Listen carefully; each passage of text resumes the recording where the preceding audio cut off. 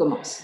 Merci, merci, merci à tous d'être là, d'avoir pris le temps de faire une petite parenthèse dans votre vie pour donc cette présentation de livre. Comme nous avons déjà eu une présentation de livre la semaine dernière, d'ailleurs, c'était Jacques Père, notre vice-président, qui présentait, qui est historien et qui a une facilité pour parler et très, très bien. Là, il ne pouvait pas être présent, donc je me suis dit, bon, ben, je le fais.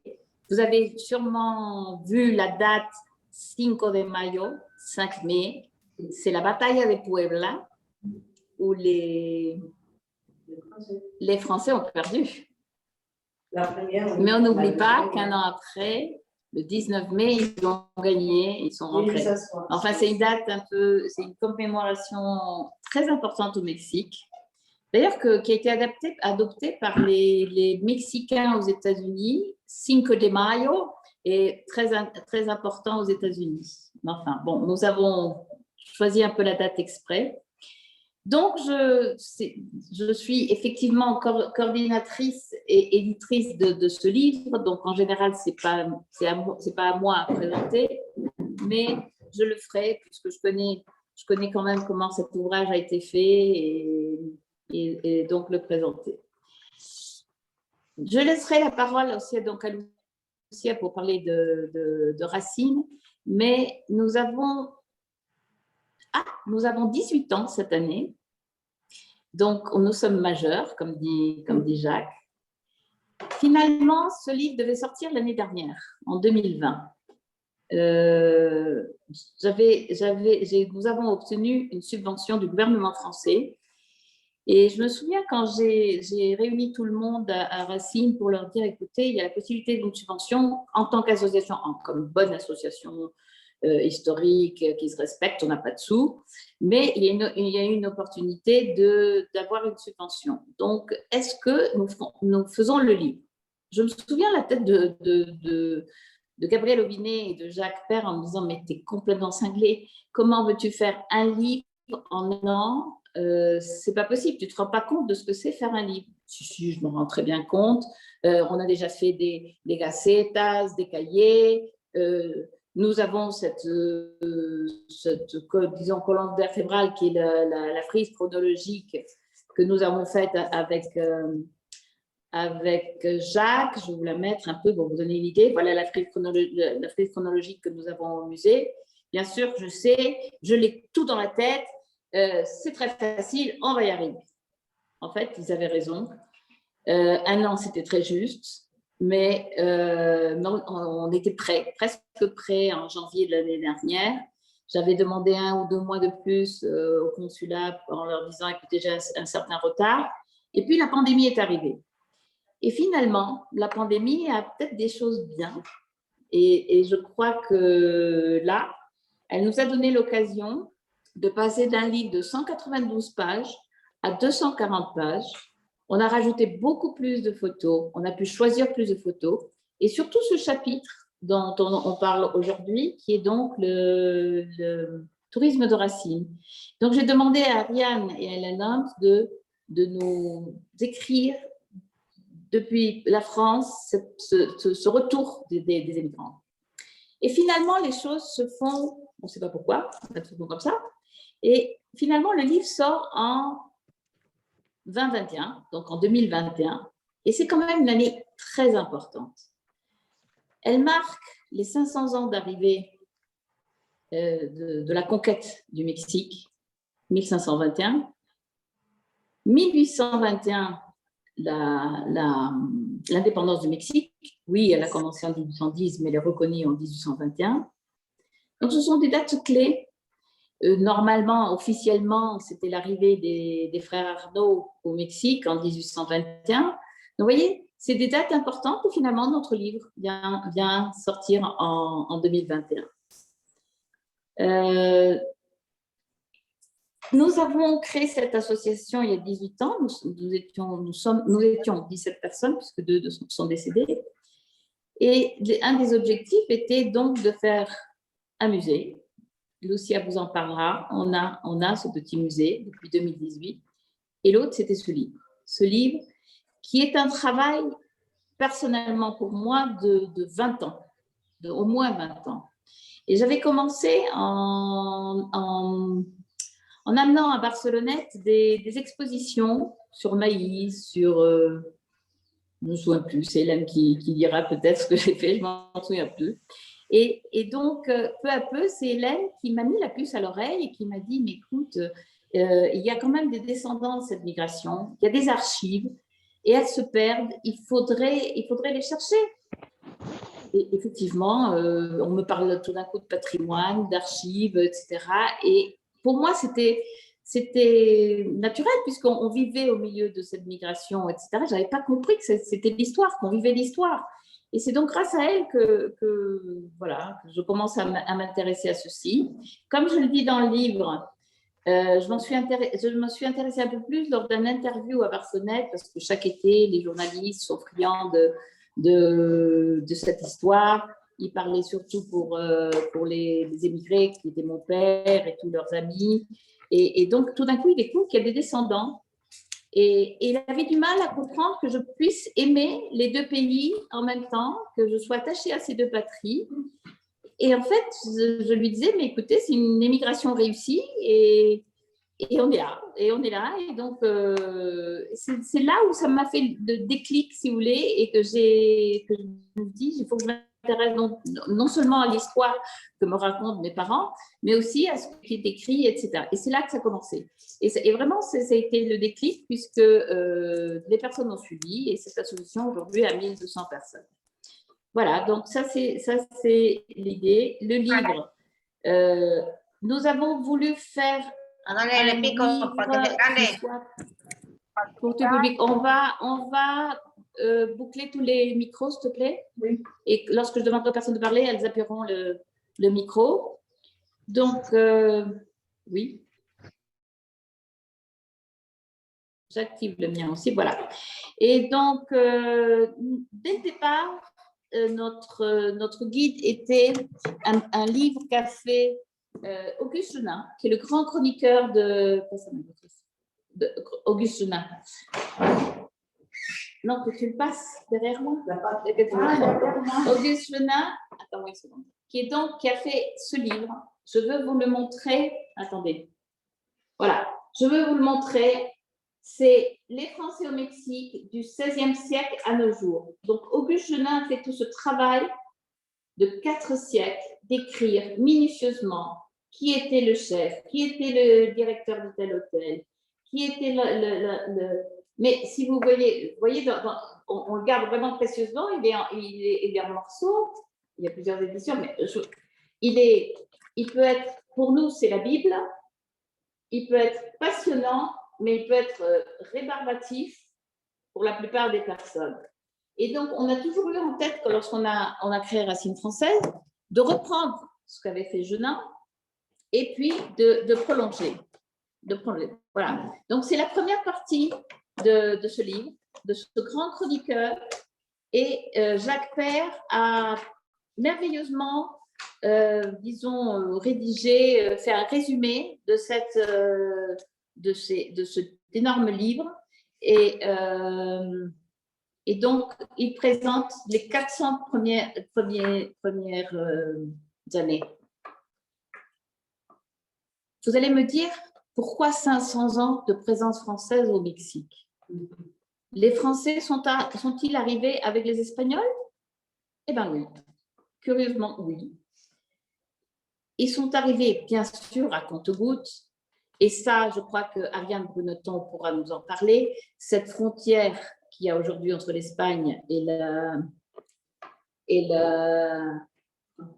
la France n'était pas vraiment une frontière. Elle était très perméable.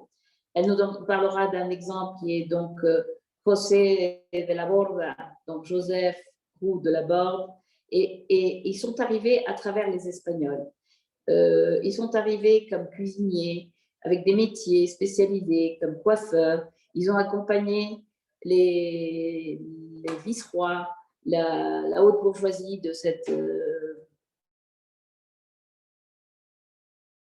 C'est comme ça qu'ils sont arrivés. Et dans les différents chapitres, effectivement, par exemple, celle qui parle de Mexico, nous nomme 11 Français. On détecte en 1500 et quelques 11 Français. C'est pas beaucoup, mais c'est des Français.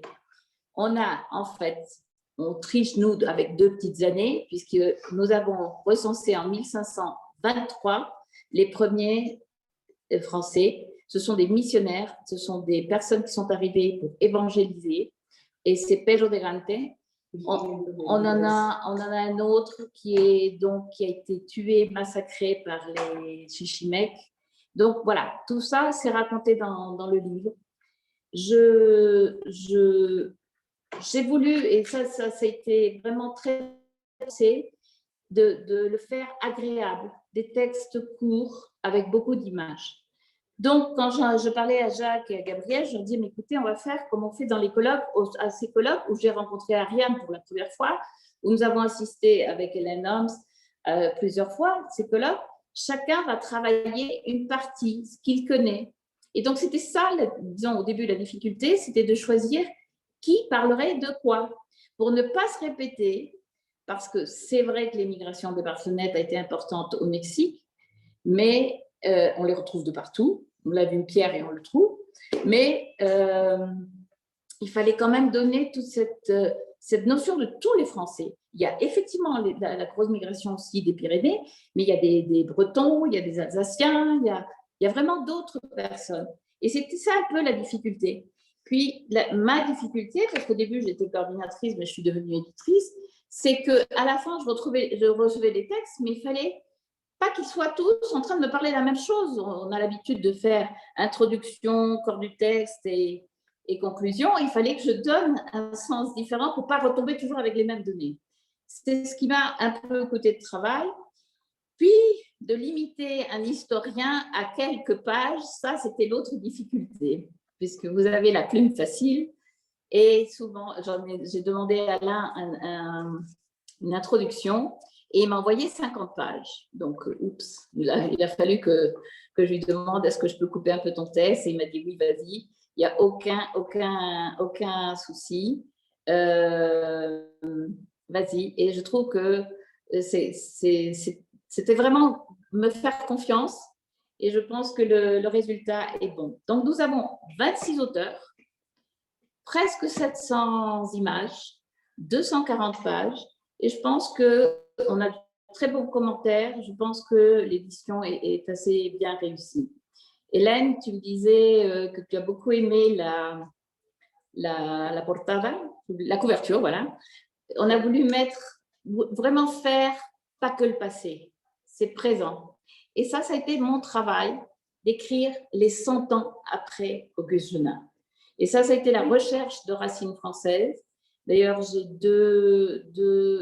trois stagiaires qui m'ont aidé à le faire. Je ne sais pas s'ils sont présents, ils sont invités aujourd'hui.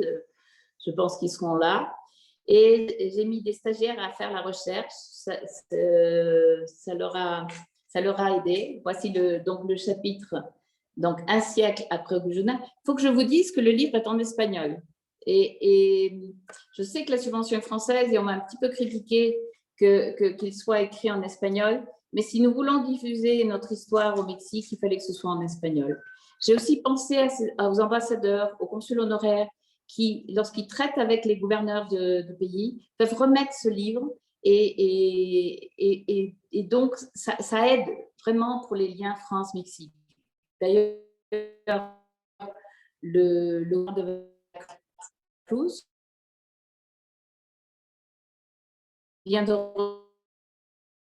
le livre, la consul honoraire a remis le livre au gouverneur de Veracruz. Donc voilà, donc on est passé, donc la date de nos jours d'Auguste Genin, c'est 1930. Donc à partir de 1920, on a commencé à faire notre recherche. Et effectivement, ça correspond à une date où il y a un gros changement. Ce n'est plus ces émigrations comme celle des Pyrénées ou celle de Barcelone, de la vallée du Bail. Le grand changement va venir dans les années 50, avec Air France, la visite de Gaulle, qui va ouvrir une route commerciale et nous aurons ces grandes entreprises qui vont arriver au Mexique. C'est là le grand changement.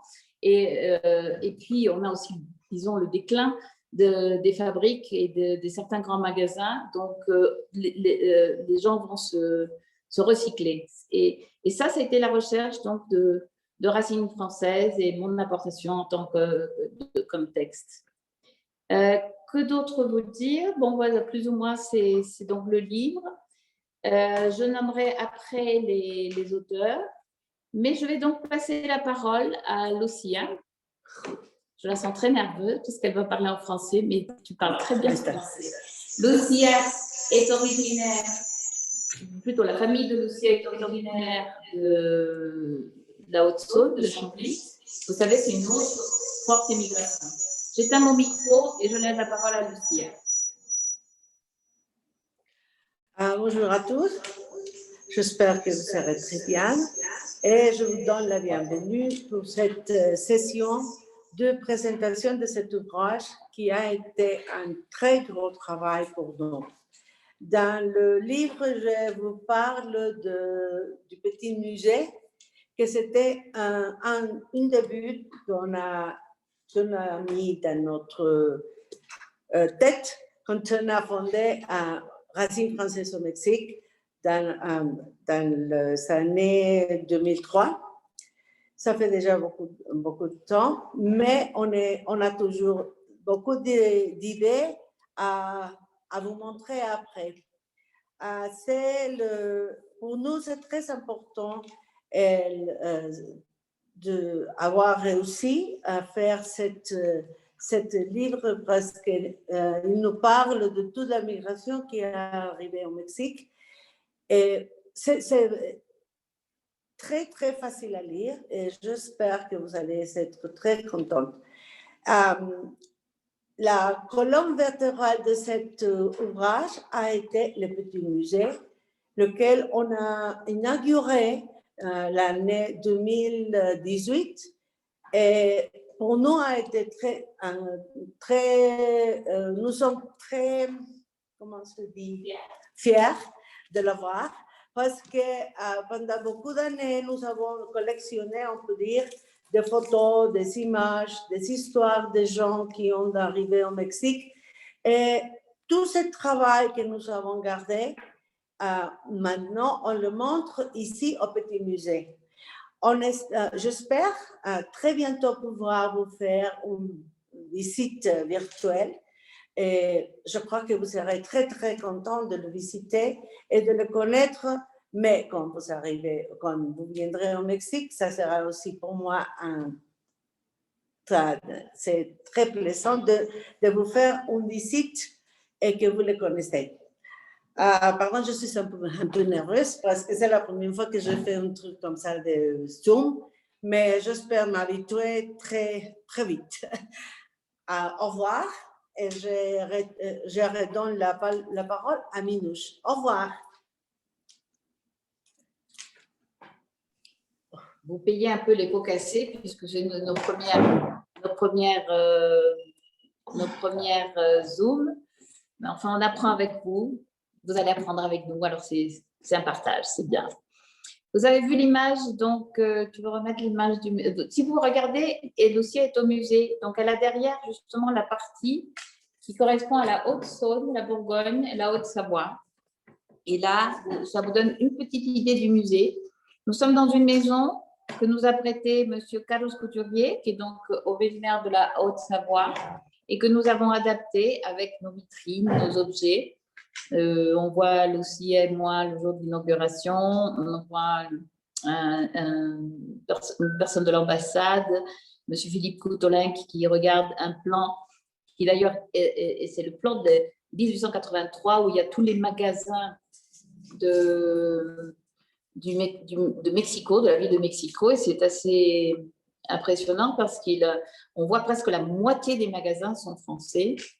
Il y a les élèves du lycée. Nous avons une maîtresse merveilleuse qui vient avec ses élèves. Et je crois qu'ils sont 5e. Et ils viennent, ils travaillent et ils connaissent l'histoire. Ils connaissent au moins pourquoi il y a un lycée franco-mexicain au Mexique. Et ces expériences avec les enfants qui font des cahiers de voyage sont extraordinaires. Et puis, vous voyez, Orígenes, c'est là où on est assise aujourd'hui, maintenant. En fond, vous voyez, il me semble que c'est la Bretagne. Je donne donc la parole à Ariane, qui va donc nous parler de ce dernier chapitre, qui est donc ce retour aux sources, disons, ce tourisme de racines, et que j'ai contacté donc l'année dernière et qui va nous raconter comment ça s'est passé. Merci Ariane. Ah voilà, juste avant de te donner la parole, Ariane, voilà le plan qui est de 1883. Vous voyez, je me suis amusée à colorier en rose, jaune et vert les magasins ou les institutions. En jaune, ce sont les institutions ou banques françaises. En rose, ce sont des Français en général. Et en vert, j'ai fait la distinction des Barcelonettes qui, contrairement à ce qu'on dit, n'étaient pas les plus nombreux, mais ils étaient très bien placés, si vous les voyez, autour de la grande place, donc du Zocalo. Mais c'est quand même surprenant la quantité de Français à cette époque. Je dirais presque la moitié. Voilà, vous le retrouverez dans le livre. Merci. Merci Ariane, si tu veux prendre la parole. Vous m'entendez là? Non. Oui, c'est bon.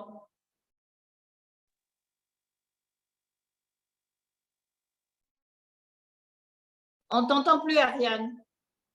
Ariane, micro. Là, c'est bon? C'est bon. C'est bon. Bon, alors, un petit mot pour dire que je vous parle de Pau, c'est-à-dire du Béarn et plus largement des Pyrénées, qui est donc une des régions qui a beaucoup nourri le Mexique en termes d'émigration. Malheureusement, cela fait un certain nombre d'années qu'avec d'autres personnes ici, nous avons travaillé à faire quelque chose qui soit une sorte de mémorial de cette histoire d'émigration qui devait s'appeler une maison de la mémoire de l'émigration.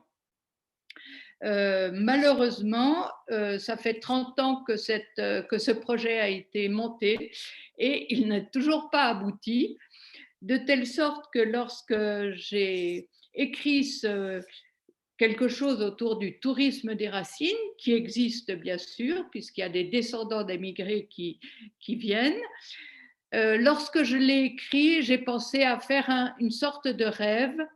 Et donc, c'est sous une forme de fantaisie que j'ai imaginé que les descendants, non, justement, que les ancêtres c'est-à-dire que les émigrés venaient retrouver leur famille et voilà, il se passait différentes choses.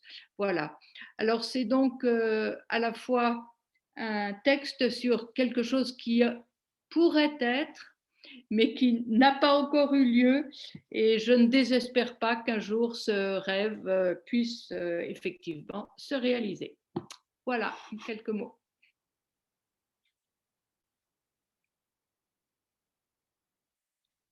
Parler de cette rencontre qu'il y a eu quand même à Pau de la famille Latapie. Et oui, c'était en 2000 ou 2002. Et voilà, et à cette époque-là, je pensais vraiment, nous pensions tous qu'il était possible de faire quelque chose.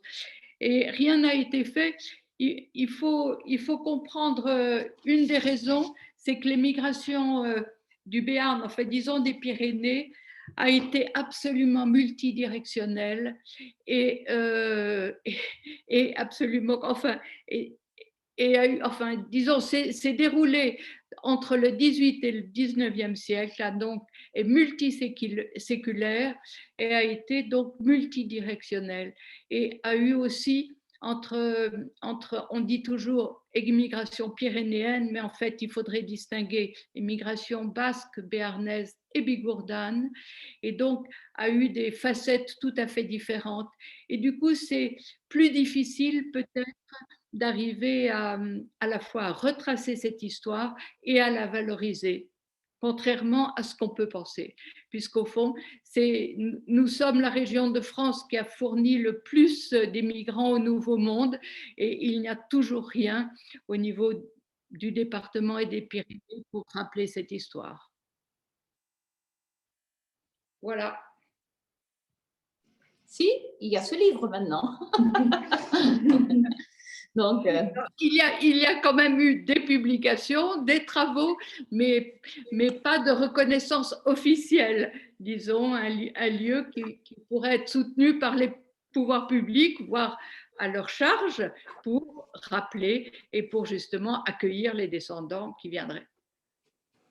mais je crois que tu vas découvrir aussi dans cette partie, parce que ni Ariane ni Hélène ont encore le livre, mais elles ont leur texte, mais tu vas découvrir d'autres histoires. Tu vas découvrir le premier médecin, le vétérinaire au Mexique. Tu vas découvrir, et puis bien sûr, on a donné une page spéciale à la famille Tardan, car au Mexique, c'est très connu, de Sonora à Yucatán, se usan sombreros Tardan, et donc c'est très connu, et voilà toute la famille Tardan qui... Mais tu vas découvrir toi aussi, je pense, que d'autres choses. Je les avais effectivement rencontrés ici en Béarn. Et je voudrais signaler que j'ai le livre de Génin que j'ai acheté en fait à une brocante. Donc, il avait été ramené probablement par un de ces émigrants. Et je l'ai en ma possession. C'est notre Bible, n'est-ce pas? Voilà. Merci beaucoup, Ariane. Je ne sais pas s'il y aurait des questions à ce sujet sur des personnes qui soient originaires de cette région, pourraient peut-être déjà répondre, ou des questions de quelqu'un? Le chat, il y a des... alors, on les lira après? Il n'y a pas de questions? On peut mettre les questions dans le chat et je les dirai, d'accord. Ok, après, d'accord. Voilà, nous arrivons donc à la partie de Barcelonnette. Donc, Hélène, je te donne la parole. Merci. Micro. Il faut que tu enlèves le micro pour qu'on puisse t'entendre.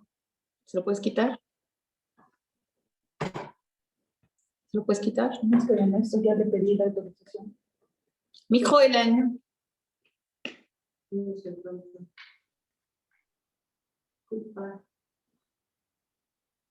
Il faut que tu actives ton micro, Hélène. Oui, d'accord. Et là, vous m'entendez?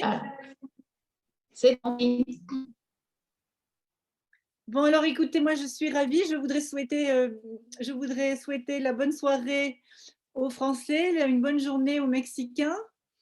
En tout cas, ça fait plaisir de vous voir.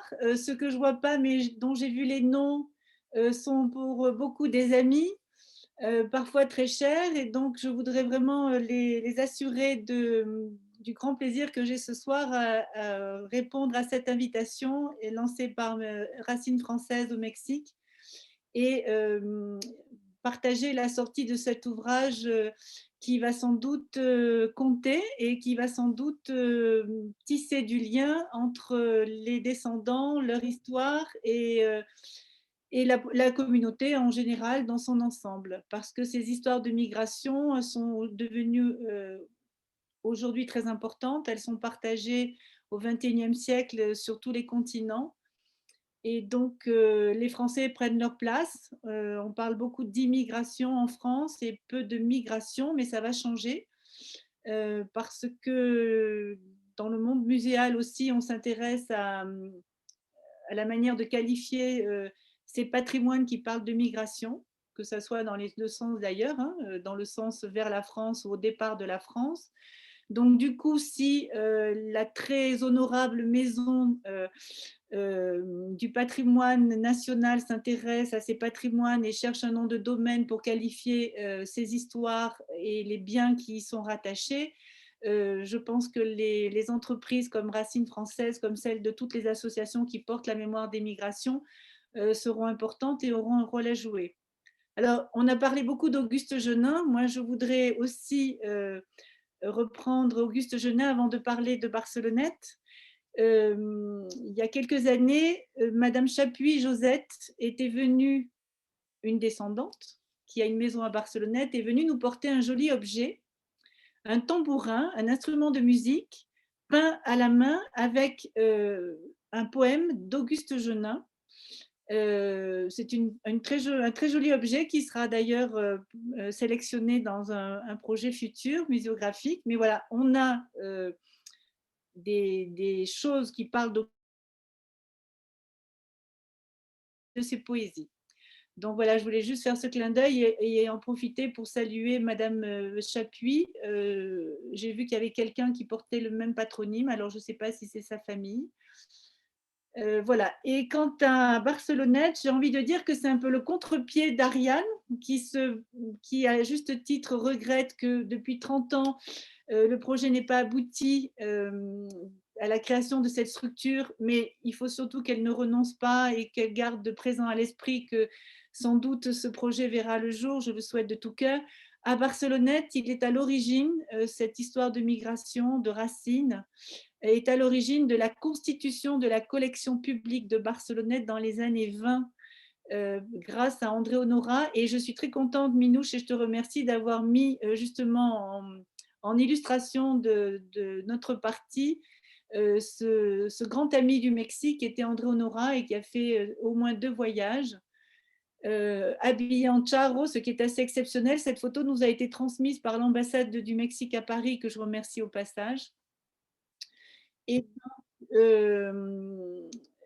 voilà, donc cette histoire est fondatrice puisque c'est elle qui constitue la première partie de la collection publique. Le premier musée va voir le jour grâce à ça et il ne va avoir de cesse d'être augmenté, réveillé. Et dans les années 80, entre 84 et 88, les élus de Barcelonnette font le pari que cette histoire mérite un musée, mérite de réveiller les collections qui se trouvaient abandonnées dans le hall, dans le troisième étage, au second étage, pardon, l'hôtel de ville, et en le réveillant, en réveillant ces collections et en les installant à la Sapinière, en les ouvrant sur la ville, le territoire et surtout au tourisme, elle en fait un fer de lance de sa politique culturelle et touristique. Et elle a eu raison parce que ça fait la notoriété de cette vallée. Quand on se promène, qu'on circule, qu'on se trouve soit à Turin, Paris, Grenoble, peu importe, vous dites vous venez de Barcelonnette et on vous répond ah, Mexico.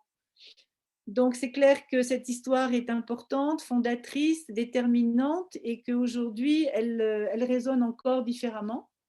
Depuis donc 30 ans que le musée existe, bientôt 32, nous avons vu défiler de nombreux descendants et nous l'avons partagé ensemble, Minouche. Ça aboutit aussi tu l'as rappelé, à la création de Racine. Et ces descendants nous accompagnent, on va dire, chaque année, on les accueille chaque année. Ils viennent, alors il y a ceux qui ignorent tout et qui attendent beaucoup, et parfois c'est nous qui révélons, nous musées, grâce à des ouvrages faits par nos amis universitaires mexicains sur les communautés de Puebla, de Guadalajara, de Mexico, etc., et dont on conserve les ouvrages. C'est parfois nous qui racontons l'histoire à ces descendants franco-mexicains. Parfois c'est eux qui nous racontent tout et qui nous apprennent beaucoup de choses. Parfois, c'est des retrouvailles très attachantes et je me rappelle les descendants d'Yvonne Domange qui nous a quittés il n'y a pas très longtemps.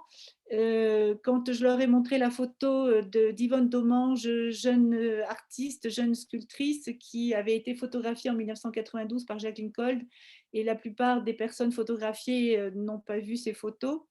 Et donc voilà, entre ces collections, l'histoire portée par le musée, nous sommes pour tous ces descendants une ressource et un contact, une rencontre.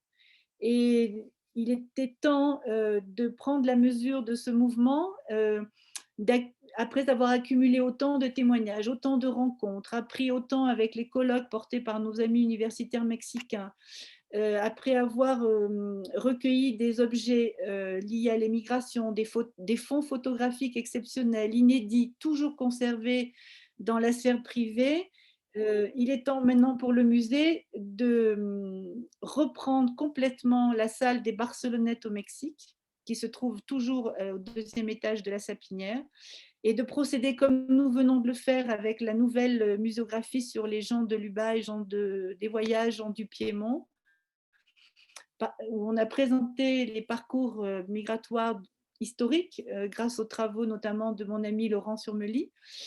Donc, il est temps de produire une salle qui s'inscrive non plus, qui évoque non plus seulement les Barcelonettes au Mexique, mais les Alpins aux Amériques. C'est-à-dire qu'on va parler du Chili, de l'Argentine, de la Louisiane, bien sûr, et de situer ce projet des Alpins aux Amériques dans le contexte large des Français aux Amériques. Donc, on va rejoindre le projet qui est celui porté par Racine, d'associer toutes les régions de France dans cette découverte, dans cette rencontre de ces migrants français qui ont choisi le monde pour vivre, pour travailler, pour faire fortune, pour découvrir, pour apprendre.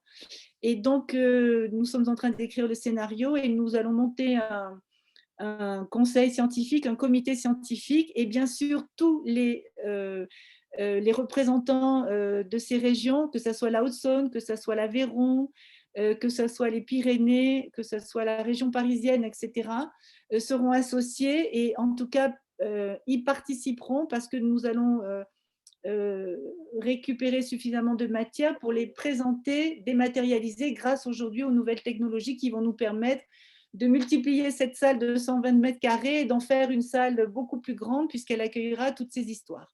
Voilà.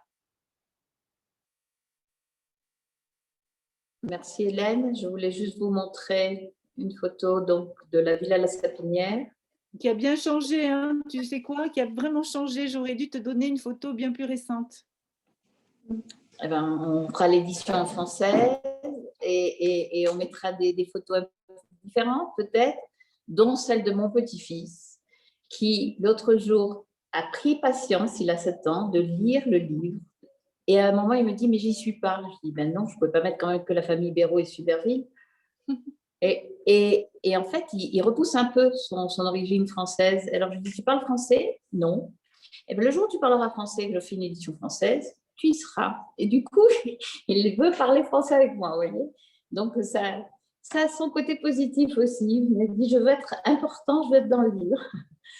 Voilà, mais c'est vrai, bah, écoute, tu sais bien, Hélène, que quand on finit un livre, il est déjà obsolète. Et il y a toujours des trucs à rajouter. Donc, voilà, ça nous donnera l'occasion de faire la version française. Je vais demander à Chayo de nous mettre donc la page 232, voilà. On a découvert des choses, si vous voulez, des villes jumelées. On savait évidemment qu'il y avait Champlit, mince, j'ai oublié, c'est Champlit, Jicaltepec, Barcelonnette, San Rafael, mais on a découvert qu'il y a d'autres villes qui ont été jumelées. Ah, et voilà. Barcelonnette, Valle de Bravo. Oui, qu'est-ce que je t'ai dit? Qu'est-ce que j'ai dit? Tu as dit San Rafael. Excusez-moi.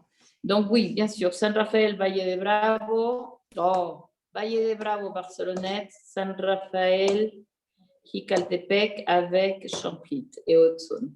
Et là, on découvre d'autres villes. Donc, ça fait partie aussi de cette recherche que nous avons faite et on retrouve. Je salue les personnes qui sont présentes. Je découvre Catherine Marcelin. Eh bien, Catherine, tu es une descendante de Clément Jacques. Et nous avons fait toute une page spéciale pour Clément Jacques, puisque Clément Jacques a été quelque chose de particulier au Mexique, puisque la légende dit, je ne sais pas si c'est vraiment très vrai, je ne sais pas où il est, on va retrouver, qu'il s'est souvenu donc des encurtidos, comme on dit en espagnol, mais des conserves qu'on faisait dans sa famille. Et donc, il a pris les chiles mexicains et il a fait les chiles en vinagre. Et c'est donc Clément Jacques, qui est originaire des Alpes. Je ne sais pas si vraiment de la vallée de l'Ubaye, je n'ai pas réussi à trouver. Donc, on a élargi en disant les Alpes. Et voilà, Clément Jacques, il a le lien mexicain. Pardon? Oui, a priori, les Jacques sont de Saint-Paul-sur-Ubaye, Minouche. Mais ce n'est pas le même, apparemment. Ce n'est pas le même. Donc, voilà, je n'ai pas voulu faire d'erreur. Et donc, je ne l'ai pas mis. Je crois que c'était de Barcelonnette. Ça, je ne sais pas. Il y a des personnes qui m'ont dit, comme je n'avais pas, vous savez, je n'avais pas vraiment l'endroit exact, je me suis dit, bon, on laisse les Alpes. Et voilà, donc il y a dédiée, c'est quand même la loterie mexicaine, la Loteria Mexicana. Et ben, la plus fameuse, ça a été celle de Clément Jacques. La carte numéro 1, c'est le petit coq. Et d'ailleurs, vous allez retrouver tout au long de ce coq.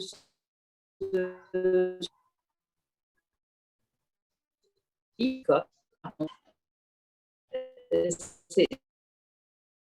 peux pas tout vous dire, on l'a envoyé en France, ça coûte simplement cher.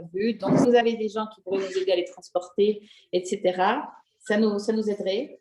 Il y a évidemment une immigration très importante dont Lucie est donc descendante, c'est celle de toute la Haute-Saône et Haute-Savoie. C'est Gabriel Aubinet qui nous en parle. Mais nous souhaitons ne pas tout vous faire découvrir parce qu'il y aura des conférences avec les auteurs. Donc, après, il y aura certaines, pour les membres de Racine, des conférences. Donc, Gabriel Aubinet, qui est notre présentateur estrella, comme on dit au Mexique, présentera cette partie de l'émigration à Saint-Raphaël. Regardez ce bateau, je trouve ça incroyable, sur le Rio Nautla. On l'a pris parce qu'on n'avait pas beaucoup pour illustrer Coatzacoalcos, donc on l'a pris. Mais ça, c'est une première émigration à Coatzacoalcos et une seconde émigration à Saint-Raphaël. Cette photo, je la trouve extraordinaire. C'est la famille Couturier qui s'est mis à faire du vin. Et voilà. Mais on n'a pas voulu tout vous présenter pour vous donner envie d'acheter le livre, de le lire. Et on verra. J'espère que la pandémie me laissera aller cet été à Barcelonnette. Et dans ma valise, je mettrai des livres. Mais si on peut le faire venir avant, ben, si vous nous donnez des idées, comment… Ben, c'est horriblement cher. Le transport d'un livre coûte le double du livre. Donc voilà. Je donne la parole pour finir, toi comme présidente de… Ah non, des questions, pardon. Des questions. Laissez-moi voir un petit peu. Est-ce que quelqu'un a des questions?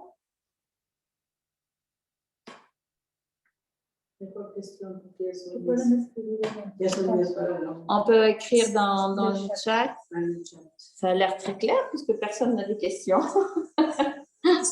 Bonjour, est-ce que je peux poser une question? Oui, bien sûr. Vous êtes? Merci. Est-ce que vous pouvez vous présenter?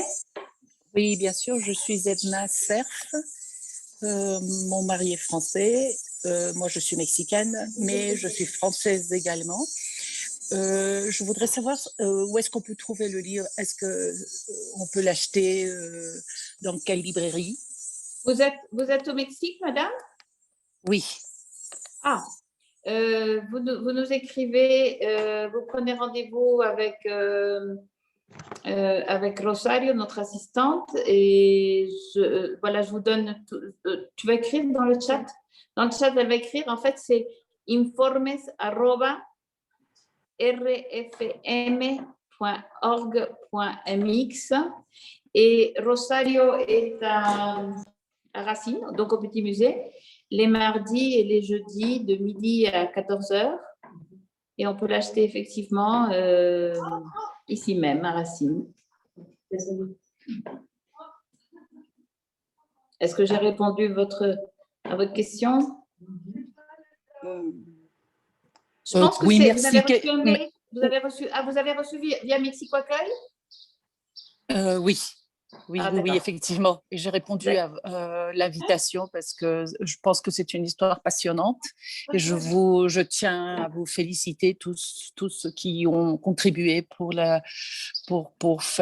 publier le livre. Et quel est le prix? Il est prix public, il est 750 pesos pour les membres de Racine française qui ont payé l'organisation. Il y a une escompte de 25% et vous aurez droit aux conférences. Écrivez-nous directement et on vous rappelle. Merci beaucoup. Merci à vous. Quelque chose pour Ariane, que la Barcelonnette et Pau sont liées par un mariage de Philomène Gassier et une jeune fille Larquet. Voilà. Oh. Micro. Voilà. Non. Micro, Ariane. Vous avez Oui. bon. Eh bien, on est aussi relié entre Pau et le Mexique par Geneviève, par Minouche, Voilà. par Mais bon, je veux dire, c'est l'Ubagne, la Savoie et le Béarn. voilà. Merci, oui, oui. D'ailleurs, c'est pour ça que j'ai toujours tenu à ne pas. D'ailleurs, c'est une des difficultés que nous avons à Racine française. Souvent, on nous met l'étiquette Barcelonnette. Non, nous ne sommes pas que Barcelonnette. Par ma mère, je suis basco-béarnaise, c'est vrai. Donc, Baraquet, La Ferraire. Et attendez, je crois que chacun a étudié un peu son histoire séparément. Et c'est un peu des reproches que je faisais aux gens. Et sur place, et ça, c'est la directrice du SEMCA qui me l'a fait voir. Effectivement, ils sont arrivés par des régions et c'est pour ça le titre de région d'origine. Ils sont arrivés très, très imbus disons, de leur région et ici, ils étaient français. Ils se sont regroupés entre français et cette identité française, elle naît ici. Et ça, c'est particulier, c'est vrai. Et donc, c'est vrai. Mais j'ai vraiment toujours tenu, et puis aussi à d'une autre région, mais j'ai un peu de mal, Gwenaëlle, qui a écrit sur les artistes, elle m'a dit, ah merci, Minouche, tu ne parles pas que les Barcelonais. Je dis, mais non, on parle de tout le monde. Voilà. Il y a les Alsaciens. Des Alsaciens, oui. Ça, et d'ailleurs, Les Ardennes. En partie, ils sont venus pour les fabriques, non? En général, ils sont venus pour les fabriques. Ils sont venus pour travailler pour un an pour la fabrique de textile del Valor. Ils sont venus pour un an et puis après, ils ont décidé de rester.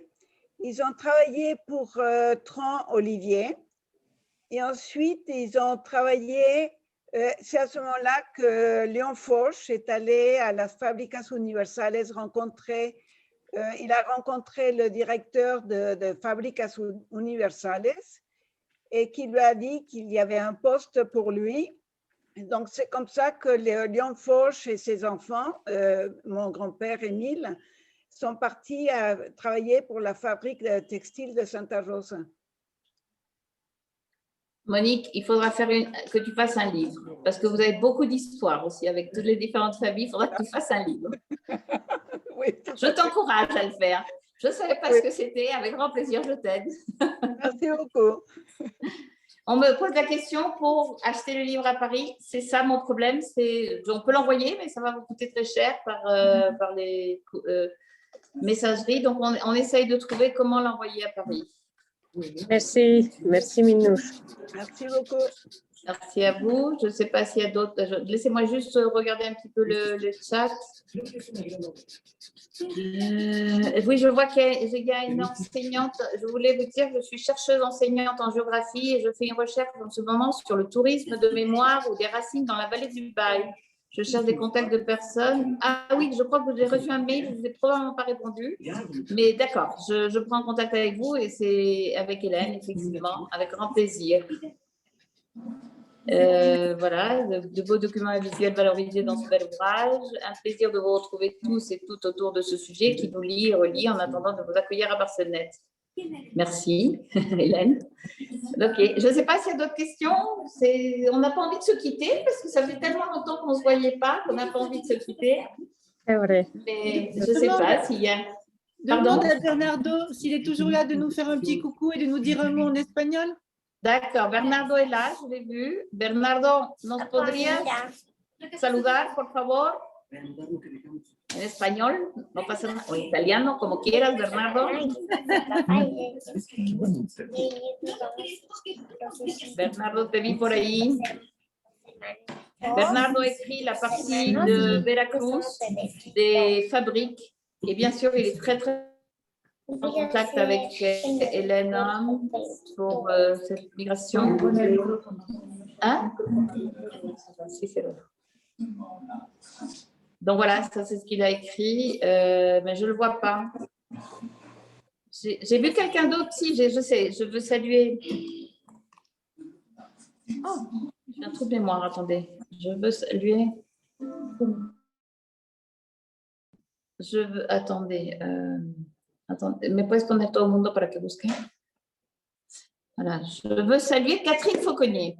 Catherine Fauconnier est indirectement liée à l'immigration parce qu'elle fait de la psychogénéalogie. J'adore. Et si tu veux nous parler un petit peu, Catherine, juste rapidement, mais je trouve que c'est très lié aussi à l'immigration. Tu nous dis quelques mots, Catherine? Oui, bonjour à tous et à toutes. Merci, Minouche. Oui, c'est la partie de l'arbre, nous, au niveau biologique, et comment on peut le contacter et le faire vivre à l'intérieur. Voilà, c'est ça. C'est une partie biologique de nos racines. En route. Donc, c'est étudier l'histoire de notre famille depuis l'intérieur, depuis nos adaptations. Depuis nos adaptations, depuis même notre constitution, depuis nos réflexes, on va plutôt résister, on va plutôt confronter, on va plutôt se protéger. Avec l'histoire de nos ancêtres, on se rend compte de quoi on est constitué. Et en fait, ce puzzle qui est exposé ou qu'on peut voir dans les livres, on l'a à l'intérieur et il peut être une grande ressource quand on le contacte. Merci Catherine. Et puis, je voudrais surtout aussi saluer la présence de Maurice Poil et de Mona.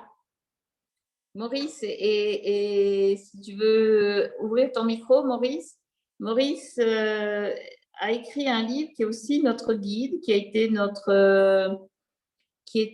l'Empire des Barcenettes au Mexique, qui a beaucoup aidé les chercheurs mexicains qui sont tardivement intéressés à cette histoire. Et je crois qu'aussi c'est un pilier. Maurice, tu peux ouvrir ton micro? Mona, tu peux ouvrir un peu ton micro? Non, j'ai l'impression qu'ils ne veulent pas nous partager.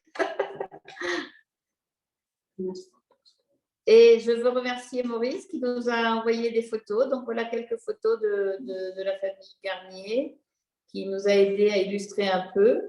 Alors ça, c'était une autre difficulté parce qu'on avait les textes, mais souvent pas de photos. Et donc, il a fallu chercher un petit peu de partout pour les photos. Donc, c'est dans la partie de Morelia. Et je crois que Maurice, voilà. Donc, bon, je veux remercier sa présence. Il est là. Et puis, bon, ben, vous remercier tous. Il va falloir se quitter. On avait prévu 1 heure de conférence. Donc, je vous remercie. S'il n'y a pas de questions, on se quitte. Mais ça m'a fait très, très, très plaisir de vous voir, de voir des cousins qui sont là, des amis de France surtout, et puis des personnes donc, de Mexico Accueil, qui est une autre association qui reçoit les personnes qui arrivent au Mexique et les aide à s'installer. Je suis très contente de voir… merci Thierry, le président est présent et me salue. Merci d'avoir partagé cette invitation. Nous sommes très contents de pouvoir travailler avec vous en accord. Merci à tous. Je ne peux pas vous nommer tous parce que je n'arrive pas à voir tous les noms. Mais merci. Et puis à bientôt. Si vous êtes intéressés par d'autres conférences, prenez contact avec moi. On est par WhatsApp en général, donc prenez contact et ça sera avec grand plaisir. Et j'espère vraiment, vraiment cet été pouvoir faire un tour à Barcelone. Ça fait 3 ans, je crois, que je n'y vais pas.